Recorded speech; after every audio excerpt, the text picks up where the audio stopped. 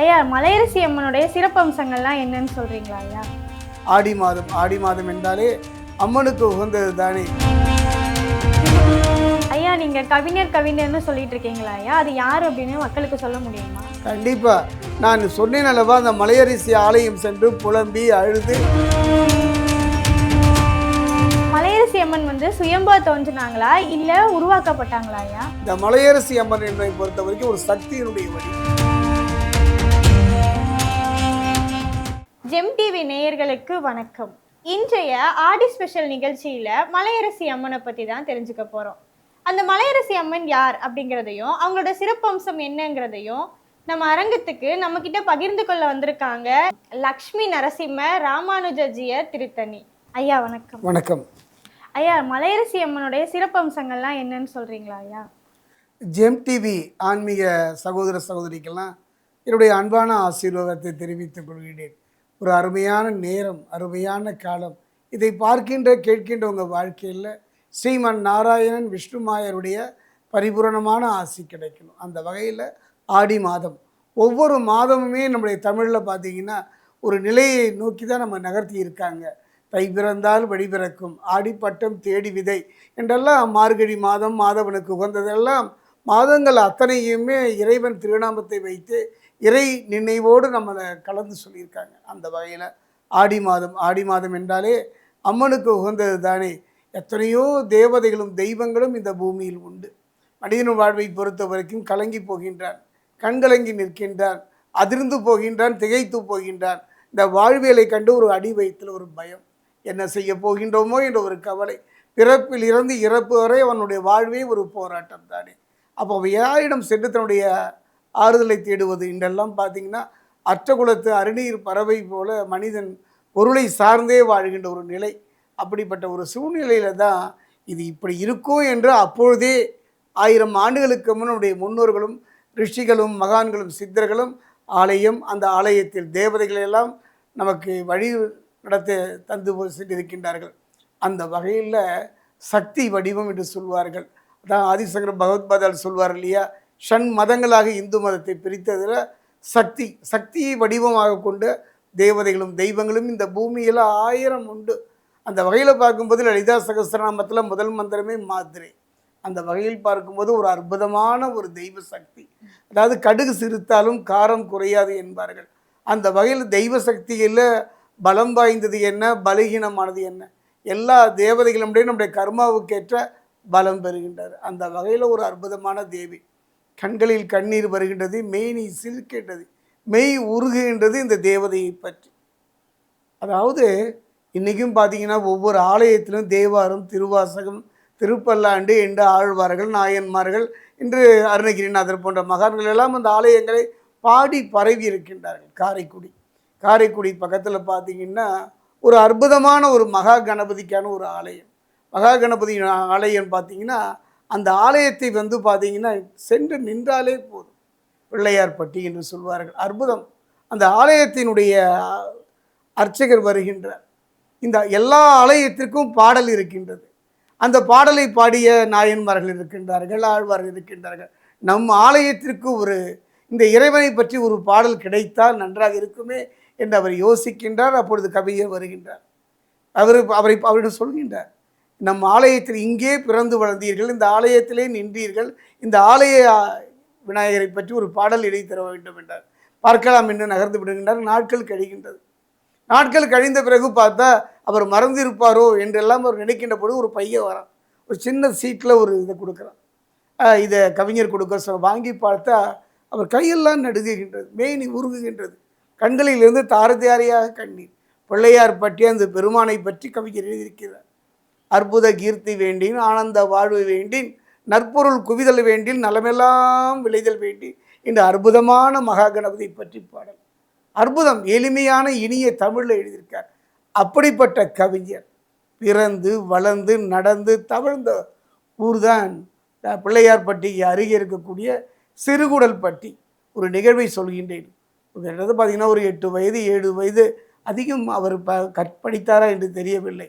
ஆனாலும் கூட, அதாவது ஒரு முறை வாலி சொல்கிறார், கண்ணதாசனை பற்றி என்று சொல்லுங்கள் என்று கூறிய பொழுது வாலி சொல்கிறாரு, அதாவது வேட்டி கட்டிய சரஸ்வதி என்கின்றார். அப்படி ஒரு சரஸ்வதியுடைய அம்சம். அவர் ஒரு 8, 9 வயது காலகட்டத்திலலாம் அவர் வீட்டுக்கு அருகாமையில் ஒரு சின்ன ஓலை வேய்ந்த ஒரு இடம். அங்கே பார்த்தீங்கன்னா வடிவம் இல்லாத ஒரு தெய்வம். அவளை மலையரசி அம்மன் என்று சொல்லி வழிபட்டார்கள். ஆலயத்தினுடைய அர்ச்சகர் நகர்ந்த பொழுது இவர் அந்த ஆலயம் போயிடுவார். கதவுகள் எல்லாம் கிடையாது. அவர் அங்கே போயிட்டு இருப்பார். அம்மா மலையரசி தாயே, என் வாழ்வு என்ன என்றே தெரியவில்லையே.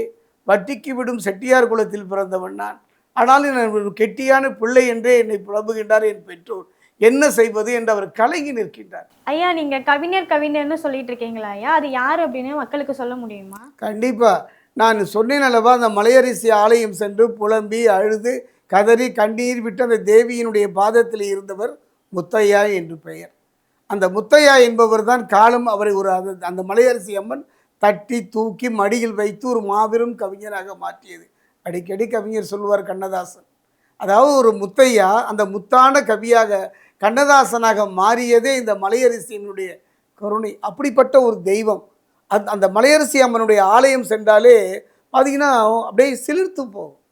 தாயின் மடியில் தலை வைத்திருந்தால் துயரம் தெரிவதில்லை என்பதை போல அந்த ஆலயத்தை நெருங்கும். நீங்கள் நினைக்கிற மாதிரிலாம் மிகப்பெரிய கோபுரங்களோ மிகப்பெரிய சிற்பங்களோ கிடையாது. எளிமையானது. ஆனாலும் கூட நம் இதயத்தை கவர்ந்து விடும். அந்த ஆலயத்துக்குள் நுழையும் போது நம்முடைய துன்பமும் துயரங்களும் கதிரவனை கண்ட பனி போல உருகிவிட ஆரம்பித்து விடும். கவலைகள் உங்களுக்கு காணாமல் போடுமா? உங்கள் வாழ்க்கையில் தீர முடியாத பிரச்சனையா? எத்தனை பிரச்சனைகள் அடுக்கடியாக வந்தாலும் என் பிள்ளை என் பேச்சை கேட்கல, என் பிள்ளை சரியாக படிக்கவில்லை, நன்றாக படித்தும் அந்த வேலை நல்ல முறையில் அமையவில்லை என்றெல்லாம் கலங்கி நிற்பவர்கள் சென்று நிற்க வேண்டிய ஒரு இடம். இந்த பிள்ளை எதிர்காலத்தில் நல்லா வருவானா என்று தாயும் தந்தையும் கலங்குபவர்கள் எல்லாம் ஒரு முறை தன் பிள்ளையை அழைத்து சென்று நிற்க வேண்டிய இடம். அப்படி அந்த முத்தையா என்ற கண்ணதாசன் அந்த ஆலயத்தில் இருந்து அமர்ந்த இடம். அந்த சோர்வின் காரணமாக கவலையின் காரணமாக அங்கேயே அவர் உறங்கி விடுவார். பின்னர் எழுந்து வந்து விடுவார். அப்படிப்பட்ட கண்ணதாசன் தன் நன்றியை வரவாமல் தான் உயர்ந்த உன்னதமான நிலையில் இருக்கும் பொழுது கூட அந்த தாயை நினைக்கின்றார். அந்த மலையரசி அம்மனை பற்றி அவர் மனம் இன்றைக்கும் பார்த்தீங்கன்னா என்னுடைய அனுபவத்தில் கண்ணதாசனுக்கு மட்டும்தான் இந்த மலையரசி அம்மனா இல்லைங்க. கண்ணீர் சிந்துகின்ற எல்லாருக்குமே இந்த மலையரசி அம்மன் தான். மிக சிறப்பாக சொன்னீங்க ஐயா. மலையரசி அம்மன் சுயம்பா தோன்றினாங்களா இல்லை உருவாக்கப்பட்டாங்களா ஐயா? ஆலயத்தை பொறுத்த வரைக்கும் இன்றைக்கும் பார்த்தீங்கன்னா பெரும்பாலும் ஆலயம் பார்த்தீங்கன்னா பசு கோமாதா என்று சொல்வார்கள். ஒரு பசு சென்றது, நின்றது, பால் சொரிந்தது, அந்த இடத்தை பார்க்கும் பொழுது அங்கு ஒரு தெய்வம் இருந்தது, அது ஆலயமாக வந்தது. அப்படி தான் சொல்லியிருப்பாங்க. இந்த மலையரசி அம்மன் என்னை பொறுத்த வரைக்கும் ஒரு சக்தியினுடைய வடிவம், ஒரு பிம்பம், ஒரு மூலாதாரம். அவளுக்கு வடிவம் இல்லை. வடிவம் இல்லாத ஒரு அற்புதமான ஒரு தெய்வ சக்தி தான் அந்த தெய்வம். இவர் இயற்கையிலேயே ஆண்டுகளுக்கு முன்பே அங்கு ஒரு சக்தி நின்று நமக்காக அருள்பாலிக்கின்ற ஒரு அற்புதமான இடமா, யாராலும் உருவாக்கப்படவில்லை. மிக சிறப்பாக சொன்னீங்க ஐயா. இந்த மலையரசி அம்மனுடைய ஆலயத்தில் நடக்கக்கூடிய அபிஷேக ஆராதனைகள்லாம் எப்படி நடக்கும்? அதாவதுங்க, இது அந்த மக்களால் வழிபடக்கூடிய கிராம தேவதெய்வ. இவளுக்கு அபிஷேக ஆராதனைகள்லாம் அவ்வளவு எளிதாக நமக்கு புரிபடாது. அன்போடு சென்று எதையும் கொடுக்காமல் இதயத்தையும் கண்ணில் வருகின்ற கண்ணீரை காணிக்கையாக கொடுத்து வழிபட்டாலே போதுங்க. நம்ம என்ன கொண்டு போகிறோமோ நம்மால் முடிந்ததை அதை வைத்து அவங்க வழிபாடு செய்து விடலாம். பெருசாலாம் நம்ம அப்படி பண்ணலாம் இப்படி பண்ணலாம் அதெல்லாம் கிடையவே கிடையாது. அருமையான ஒரு குடி தேவதை, குலதேவதை மலையரசி அம்மன். மலையரசி அம்மன் கோவில் எங்கே அமைஞ்சிருக்கு? மலையரசி அம்மனுடைய ஆலயம்னு பார்த்தீங்கன்னா நமக்கெல்லாம் தெரியும், பிள்ளையார்பட்டி விநாயகர் கற்பக விநாயகர் கோவில். அதற்கு அருகே ஒரு 4 கிலோமீட்டர் தூரத்திலேயே மலையரசி அம்மன் கண்ணதாசன் பிறந்த ஊர் சிறுகுடல்பட்டி. அந்த சிறுகுடல்பட்டியில் தான் அந்த மலையரசி அம்மன் கொலுவீட்டு அருள் புரிகின்றாளம்மா. ஐயா, நம்ம மற்ற நிறைய கோவில்களுக்கெல்லாம் சென்றா திருமண தடை நீங்கும், குழந்தை பேர் கிடைக்கும் அப்படிலாம் சொல்றாங்க இல்லையா? அதை மாதிரி இந்த மலையரசி அம்மன் கோவிலுக்கு சென்றா நமக்கு எந்த மாதிரியான தோஷங்கள்லாம் நீங்கும் ஐயா? ஒவ்வொரு மனிதருக்கும் 1000 பிரச்சனைகள், 1000 கவலைகள், 1000 விதமான தோஷங்கள். அதெல்லாம் ஜோதிடர்களால் கூட சொல்ல முடியாது. என்னுடைய அனுபவத்தை தான் சொல்வேன். அதாவது கற்றல், ஒரு படிப்பில் குறை இருந்தால் கற்ற கல்வி பயன்பெற முடியாத ஒரு சூழ்நிலை இருந்துன்னா, குழந்தைகள் பார்த்தீங்கன்னா திக்குவாய் வரும், பேசுவதில் திணறுவார்கள். அது பிறப்பிலே இருக்கலாம், இடையில் வரலாம். அதெல்லாம் தீர்வதற்கான வாய்ப்பு. அதாவது வயிற்று பசியை விட இங்கே அறிவு பசிக்கு இந்த தாய் ஒரு அன்னையாக, அன்னபூர்ணியாக இருந்து நமக்கு வலு சேர்க்கிறாளம்மா. அறிவு பசிமா, ஞான பசி. ஒருவன் ஞானியை ஆகிவிட்டால் நல்ல குரு கிடைக்கல. யாருக்கெல்லாம் குரு இல்லையோ, யாரெல்லாம் திக்கற்ற நிலையில் இருக்கின்றார்களோ, யாரெல்லாம் தன்னை அனாதை போன்று உணர்கின்றார்களோ, அத்தனை பேரும் சென்று நிற்க வேண்டிய ஆலயம் இந்த ஆலயம் தான்மா. ஒரு அருமையான நிகழ்வு நான் ஜெம் டிவியில் சொல்கிறேன். இந்த அன்னையினுடைய ஆலயத்தின் சிறப்பே அறிவு தான். ஞானப்பசின்னு சொல்லுவாங்க. ஞானப்பசி ஒரு மனிதன் எதுவுமே இல்லை, இனி சிந்திப்பதற்கு ஸ்தம்பனம்னு சொல்லுவாங்க. மாந்திரீகத்தில் ஸ்தம்பனம், அதாவது செயலற்று போயிடுச்சு. நம்ம தொழில், நம்முடைய வாழ்க்கை இதெல்லாம் ஸ்தம்பனமாகி போய்விட்டது என்று நினைப்பவர்கள் எல்லாம் இந்த ஆலயம் சென்று இந்த மலையரசி அம்மனை வழிபடுவது சிறப்பு. கண்முன்னே பார்க்கின்றோம் அல்லவா. ஒரு என்ன என் வாழ்க்கை திக்கு தெரியாத காட்டில், அதாவது ஒரு மதில் மேல் பூனை இருக்கின்றது, அது வளமா இடமா என்று இல்லாத நிலை இருக்கும்பொழுது அந்த நிலை தானே நம்முடைய வாழ்க்கை. ஒரு நல்ல தொழில் சிறப்பாக நடத்த முடியல, நல்ல அழகாக அன்பாக செய்த திருமண வாழ்வு ஒரு கேள்விக்குறியாக இருக்கின்றது. நம்ம பிள்ளைகள் நம் பேச்சை கேட்கல, இப்படியெல்லாம் 1000 பிரச்சனைகள் அலை அலையாக வரும்போது அதை சேமிக்கின்ற ஒரு அணைதான் என் தாய் மலையரசி அம்மன். சென்று பாருங்கள், நின்று பாருங்கள். நாம் அவன் நம்மோட பேசுவாங்க. மலையரசி அம்மன் நம்மோட பேசுவான். நீங்கள் போய் நின்றாலே போதும், நம்முடைய கவலைகளையும் கண்ணீரை துடைக்கின்ற ஒரு கரம் மலையரசி அம்மன். அப்படித்தான் நின்றார் கவிஞர் கண்ணதாசன். கண்ணதாசன் போய் அந்த இடத்துல நிற்கிறார். எனக்கு எதுவுமே தெரியலம்மா, என் வாழ்வு என்னாகும் என்று எனக்கு புரியலாம் என்ற பொழுது உலகம் காலம் கடந்தும் இன்று கவிஞனாக ஒரு நிகழ்வு சொல்கிறாங்க. இந்த இதில் ஒரு நிகழ்வை நான் சொல்லித்தான் தீர வேண்டும். நமக்கெல்லாம் தெரியும் கவிஞர் காளிதாசன். காளிதாசன் மன்னனுடைய அவையில் இருக்கின்றார். அவருக்கு எதிராக ஒருவர் கிளம்புகின்றார். அவர் கிளம்பும் பொழுது அவர் நீங்கள் இருவரில் யார் சிறந்த கவி என்று மன்னனிடம் கேட்கும் பொழுது மன்னன் வாருங்கள் தீர்ப்பளிக்கலாம் என்று இவர் எழுதிய கவிதையையும் காளிதாசன் எழுதிய கவிதையும் இவர் எழுதிய கவிதையும் ஓலைச்சுவடிகளை ஒரு தராசில் வைக்கின்றார். தராசில் வைத்து அவையோர் அத்தனை பேருமே கூடி நிற்கின்றார்கள்.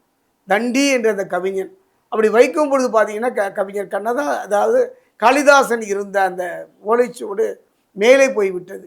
அந்த தண்டி கவிஞன் எழுது கீழே இருக்கிறது. பொதுவாக பார்த்தீங்கன்னா தராசினுடைய இயல்பு என்ன, கீழே இருந்ததுன்னா சரின்னு தான் அர்த்தம்.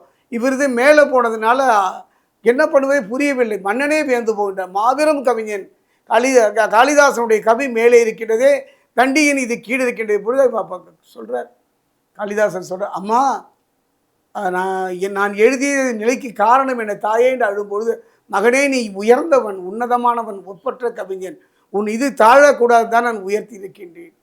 அப்போ சொல்கிற, அப்பா நீ தண்டி யாருமா என்று, அவன் கவிஞன். அப்போ அவன் கவிஞன் நான் யாருமா என்று கேட்கும்போது, நீ மகாகவி, அவன் கவிஞன் தான், ஆனால் நீ மகாகவி என்று காளியினால் புகழப்பட்டவர் மாதிரி தான் கண்ணனால் உயர்த்தப்பட்டவர், சிறுகுறள் பட்டி மலையரசி அம்மனால் வாழ்த்தப்பட்டவர், அருள் பெற்றவர் தான் கவியரசு கண்ணதாசன். கவிஞருடைய வாழ்க்கையில் பார்த்தீங்கன்னா ஏதோ ஒரு விதத்தில் ஒட்டக்கூத்தருக்கு சரஸ்வதி இருந்தாலே அல்லவா, அந்த மாதிரி மனிதனுடைய வாழ்க்கையில் என் தாய் ஏதோ ஒரு விதத்தில், அதனால தான் அந்த ஆடி மாதம் வருகின்ற ஒரு இதில் நம்ம ஜெம் டிவியில் இந்த அம்மனை சிறப்பாக எடுத்திருக்கின்றோம்.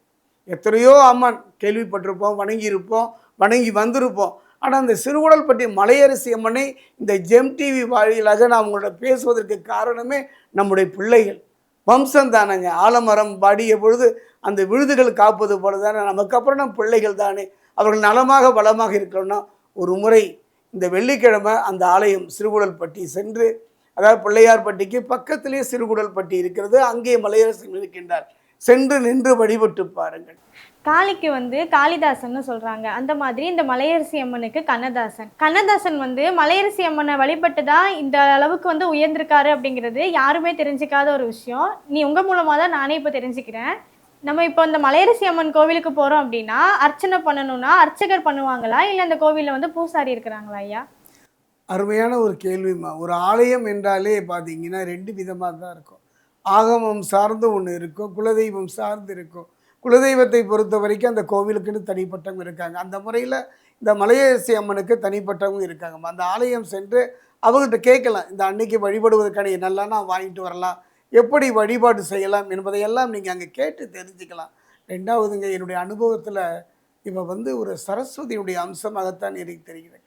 கலைமகளுடைய அம்சம் மட்டுமல்ல, அவரை உயர்த்தினார், கவிஞரை உயர்த்தினார், முத்தையாவை கவிஞராக கண்ணதாசன் உயர்த்தினார். அப்போ அவர் அறிவு சார்ந்த விஷயத்தையும் கொடுத்த கலைமகள் மட்டுமல்ல, அவர் உயர்ந்து உன்னதமான செல்வ செழிப்போடு உருவாக்கினார். கண்ணதாசன் கவிஞர் மட்டுமல்ல, ஒரு திரைப்பட தயாரிப்பாளரும் கூட. அப்படியெல்லாம் பொருளாதாரத்தில் உயர்ந்து நிலை அமைத்தால் அப்போ ஒரு திருமகளாகவும் இருப்பார். அது மட்டும் கிடையாது, கண்ணதாசன் யாரோடும் ஒத்துப்போக மாட்டார். தனக்கு மனதில் எது சரிப்பட்டதோ அவர் பேசக்கூடியவர். அற்புதமான ஒரு மனிதன். கவிஞரை மாதிரி ஒரு இயல்பான மனிதன், அன்பான மனிதன் ஒரு யாருக்கும் பார்க்க முடியாது. அதாவது தன்னை விட கவிதையில் எப்படிப்பட்ட மனிதனாக இருந்தாலும் முதல்ல பாராட்டக்கூடியவர் தான். பிறரை புகழ்ந்து வாழக்கூடிய ஒரு அற்புதமான மனிதன். இவரை பற்றி பேசி கொண்டே போகலாம். சொன்னேன் அல்லவா, என்னை பொறுத்த வரைக்கும் ஒருத்தர் ஒரு கவிஞர் கிட்ட போய் கேட்குறாங்க, கண்ணதாசனை பற்றி சொல்லுங்கன்னு கேட்கும்போது அவர் சொல்கிறாரு, கருவாட்டு சந்தையில் விண்மீன்களை விற்றவர் அப்படிங்கிறார். கருவாட்டு சந்தையில் விண்மீன்களை விற்றவர்ங்கிறார். இன்னொரு கவிஞரோ பேட்டி கட்டிய சரஸ்வதி என்கின்றார். இப்படி ஒரு மனிதனை ஒரு குழந்தைய ஒரு மனிதனை உயர்த்திய நிலையில் உட்கார வைத்தவர்களுடைய அனுபவத்தில் காளிதானே நீங்கள் சொன்ன மாதிரி காளிதாசனை உருவாக்கினார். அந்த மாதிரி தான் இந்த மலையரசி அம்மன் என்னுடைய மனதில் ஒரு பத்திரகாளியாகத்தான் தோன்றுகின்றார். ஆடி ஸ்பெஷல் நிகழ்ச்சி அப்படின்னாலே காஞ்சி காமாட்சி, மதுரை மீனாட்சி அந்த மாதிரியான தெய்வங்களை தான் நம்ம கேள்விப்பட்டிருப்போம். ஆனால் வந்துட்டு நம்ம யாருமே தெரிஞ்சிக்காத ரொம்பவே புதுவிதமான ஒரு அம்மன் அப்படின்ட்டு மலையரசி அம்மன், அவங்க பேரே நான் இப்போ தான் நானே கேள்விப்படுறேன். அந்த அம்மனை பற்றி இவ்வளோ அழகாக நிறைய கருத்துக்களை சொன்னதுக்கு நன்றி ஐயா. ஜெம் டிவி ஆன்மீக சகோதர சகோதரிகளே, ஒரு அருமையான நிகழ்வுங்க. அதான் அனுபவம் தானே. நான் இங்கு சென்று நின்றேன், என் வாழ்க்கை நன்றாகினது. இந்த ஆலயம் சென்று வழிபட்டேன், எனக்கு ஒரு உயர்ந்த உன்னதமான நிலை கிடைத்தது. இந்த ஆலயம் சென்று நின்றேன், நான் இழந்ததை திரும்ப பெற்றேன். இந்த ஆலயம் சென்றே நான் தன்னம்பிக்கை பெற்றெல்லாம் சொல்கின்றோம். அது அவருடைய அனுபவம் தான். என்னுடைய அனுபவம் மலையரசி அம்மன். இவர் ஒரு கவிஞருக்கு மட்டுமே ஞானப்பால் தந்து விடும். ஞான சம்பந்தருக்கு ஞானப்பால் தந்தார் அல்லவா, தோளுடைய செவியன் என்று பாடினார் அல்லவா, அது மாதிரி தான் எனக்கு என்னுடைய அனுபவத்தில் மலையரசி அம்மன்.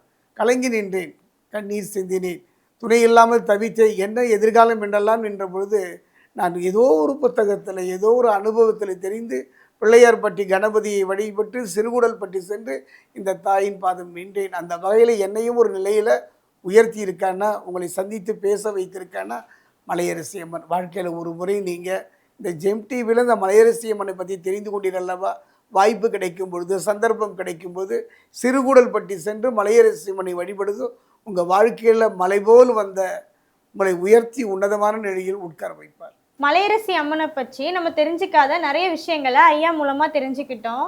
மற்றும் ஒரு ஆடி ஸ்பெஷல் நிகழ்ச்சியில் சந்திக்கின்றேன். வணக்கத்துடன் ரேவதி வென்சியா.